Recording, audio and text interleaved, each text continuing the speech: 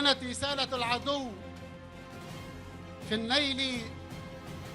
من قائدنا وحبيبنا وعزيزنا الشهيد أبي طالب، إذا كانت رسالته النيل من عزيمتنا لنتراجع عن موقفنا في إسناد المظلومين والمجاهدين والمقاومين في غزة الأبية، فعليه أن يعلم أن جوابنا القطعي والحتمي والذي لا تردد فيه بعد هذه الدماء الزاكية لقائدنا الغالي والعزيز، أن جوابنا بعد استشهاد أبو طالب سنزيد من عملياتنا شدة وبأسا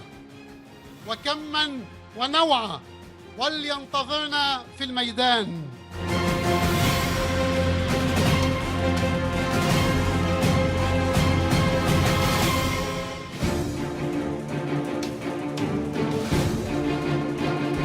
إذا كان العدو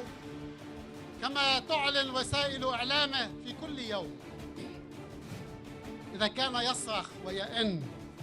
مما أصابه في شمال فلسطين، فليجهز نفسه للبكاء والعويل.